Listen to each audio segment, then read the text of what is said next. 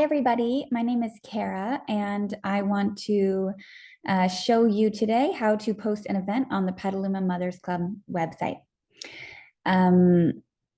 Here we are on the PMC website. The first thing you'll need to do in order to post an event on the website is to log in. So I'm already logged in. You can see my name up here. When you log in, you should see your name or your username up in the top right-hand corner. Right next to that, you'll see a gray box that says admin view, and we want to enter there. So what we're on right now is public view, what anyone can see once they log in. And we want to click into admin view in the top right corner. That'll take us to the back end dashboard where we can manage our events. You'll probably be taken right here to events, but if you're not, on the left-hand side, you'll see this menu bar. Click into events, and it'll show you all of the events that we have coming up. Now, just coming from the top down, if you're creating a new event, you can just start by clicking create new event. But before we do that, I just want to show you how to see other events that are upcoming, because it's possible you can duplicate something that already exists and save yourself a little bit of time. So to see what's upcoming or what's in the past, you'll start here with this drop down. So you can select a range. You can filter by upcoming, past, or all, and you can set the date sort of range here and then click apply, and then that's what you'll see here. So if you're somebody who's running Mom's Night Out, for example, and you have very similar event listings, you just need to change a few of the details like the date and location, then probably a good option for you to click duplicate, which is over here on the right of that event listing. Or if you're doing a lot of children's field trips, perhaps you want to duplicate that and just change up the details. That's fine. You just click duplicate here. Another thing you'll notice here by scrolling down these events is you can see how many attendees are registered, right? So here's a super play date event, and we can see we have 74 registrants if you're just looking for a really quick snapshot. You'll also notice this word enabled or disabled under registration. And that's really good to see if you're like, hey, nobody signed up for my event, or my registration buttons aren't working. One thing you can do very quickly is scroll here and make sure that your registration is in fact enabled. Quick note is that community events here with the asterisks on each side are always disabled, because this is just sort of a letting our members know this is happening, but not something we're running, so we don't want to track RSVPs. Okay, but let's go ahead and let's say we're going to make a new event. So I'm going to click create new event at the top, and we'll start with a simple event. This simple event structure is great if you are looking to do an event that is free and I suppose, because with simple events, you cannot collect payment. So free and potentially open to the public, basically you don't need to collect much information beyond are you attending or not. A lot of us will end up using the simple format rather than advanced, but we will go over advanced as well. To edit all of the information for our events, we start by clicking on title down here with the little red asterisk. That's mandatory. So let's create a sample event. Maybe it's the Petaluma Mothers Club birthday party. If you'd like, you can do some tags here, and those tags can be stuff that you create, or they can be something here. I'm not really sure what the point of them are, but I do them anyways because it's usually pretty simple. So let's just go ahead and pick a couple, at random. And so there's our tags. Down here, they're going to want the information. So the location is maybe, Leghorn Park in Petaluma. If you have a specific address, you can throw it in. If it's a park, you can probably just put park. The start date is required. So, you're going to come and click the calendar to select your date. If it's just one day, which I'm assuming it is, you don't need to put an end date, but the time is helpful. So, maybe we want to do a 10 a.m. to 12 p.m. event. Down underneath that, you'll see a section called registration. This website wants to know, when do you want to allow guests to be able to register, which means when can they RSVP. And if you want them to be able to RSVP right away with no end date, just leave this blank. But if you're like, I don't want this to be available for signups until 2 weeks before, then you would click this and select your date. And you say, or if you say, I definitely want to know how many people are coming, you cannot sign up after 3 days before the event, then you're going to want to put that here. I pretty much always leave it blank.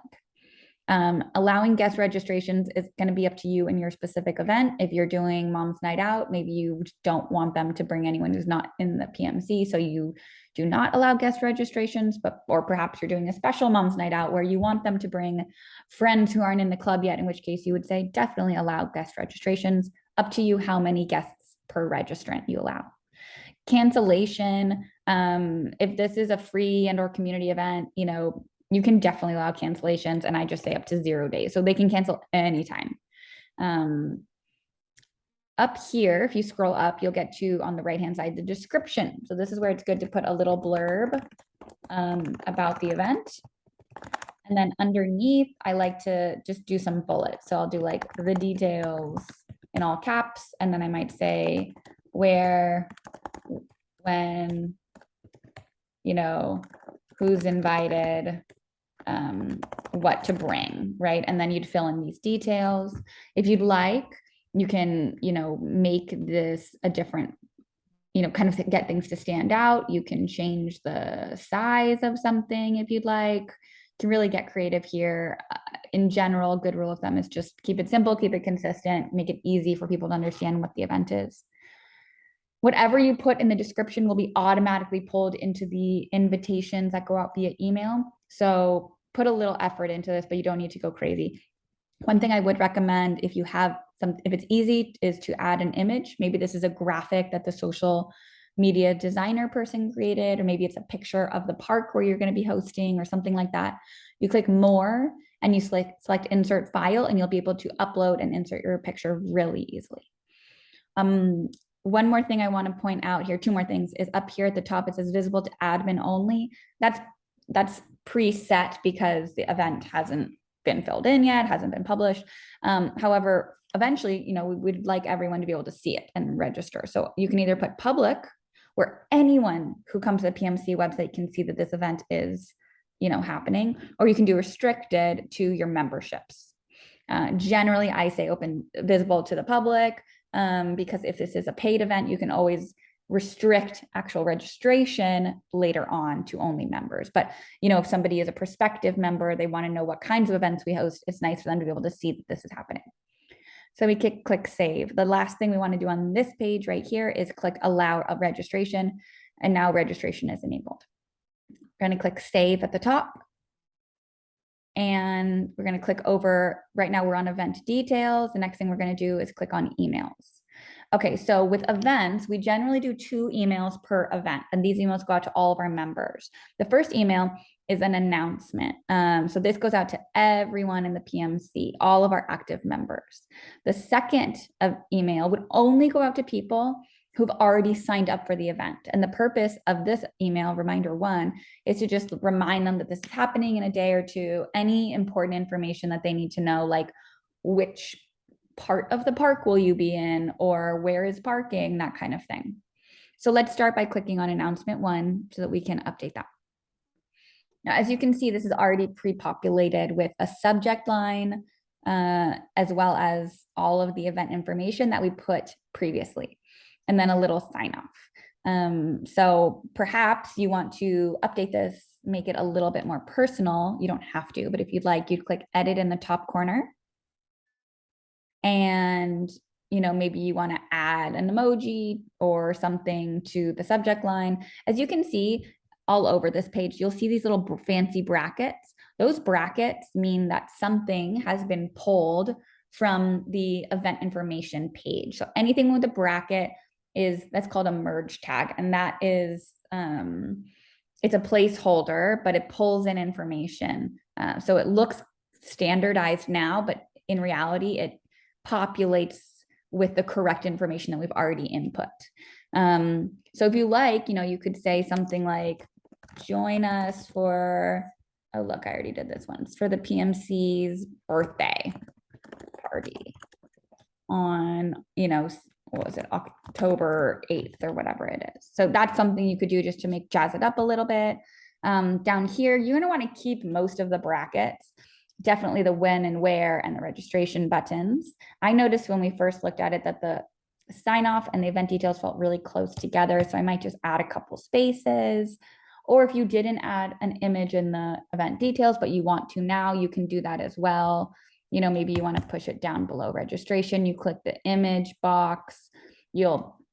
All of the images that are in our media library are in here. If you want to upload it, you just click browse and then upload it. And then it'll insert automatically. When you're ready, you just click save and take a look, see if you like it better. This is exactly what everyone's going to see. And then send a test email. And this test email is going to go to you because you are logged into your account here. And then if you want someone to have another set of eyes on it, you can send it to the VP of events or the president or another friend in the PMC on the board or whatever you want to do. If you're feeling good about it, you click back. And then you're going to go ahead and schedule. So you click schedule under announcement 1. And then I generally will do it anywhere between 14 and 30 days before the event. So, you know, if it's 30 days before, it's exactly a month in advance. And, you know, you can have it go specifically to certain people, or you can just have it go to everybody. And I should let you know, when it goes to everybody, it's just all of our active members. So then you would click schedule here. I'm not going to because this is a fake event. I'm just going to click out, but that's how you would do that. The last thing you're going to want to do with your emails here is, well, I guess then we would set the reminder. So we're going to click reminder 1, hyperlinked text, and we're just going to do the same thing. Do you like how this looks? Should it be a little bit more specific to the people who are actually attending? Because this is only going to people who have signed up. So again, maybe they need to know something specific, like where is their place to park? Is there a nursing room? Like anything specific that you think they should know. Maybe there's nothing, but maybe there's something. So this is where you would put that. Again, send your test email. Again, you go back and again, you click schedule. And in this case, I recommend sending it 1 to 3 days before the event. Okay, the last thing you're going to do on the email page is just make sure that you're the one receiving emails about this event. So right now it says event organizer, the event contact is president. Now, our president doesn't want to get 1,000 emails about every single event that we do. So if you can just go ahead and click email routing settings, and then make sure here under event related, it's events@petalumamothersclub.org. This will make sure that I get it. I'm the VP of events, or, you know, you could change this to your personal if you prefer. Okay, but I don't want to do that. So, and then you click save, and then you should be the ones getting the emails. Okay, and then that'll take you to these global settings. We're just going to go back to events and find our event.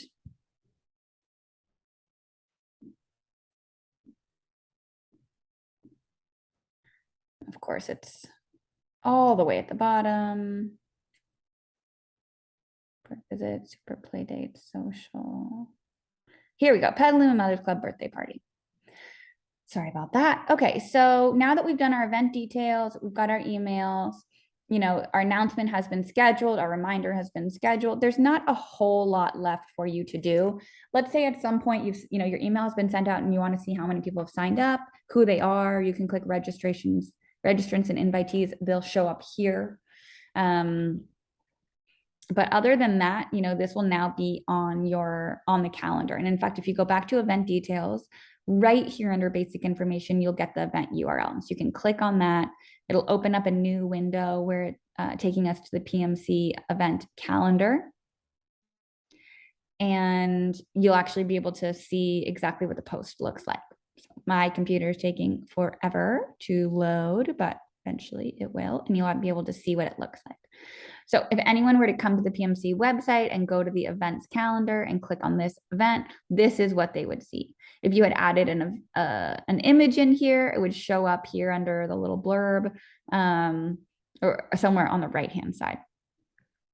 And you know, you want to just double check that this register link is open, and you can see here it is working. And right now I can't do it because I'm in admin mode, but you can see that this is it's a functioning box. So that's how we set up events for simple events. I'm going to end this video here now and create another one for the advanced events. But hope that's been helpful. Thanks for joining.